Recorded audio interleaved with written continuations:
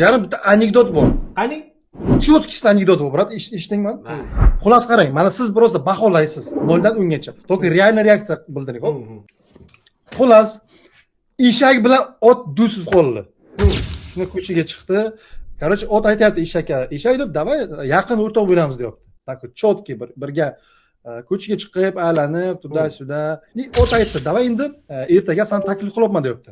Uyimga. Kelib mehmon qilaman deyapti. Keldi, eshak keldi. Ot uyiga ochyapti. Shu eshak kiryapti ot uyiga, qarasa hamma joyda medal bor ekan.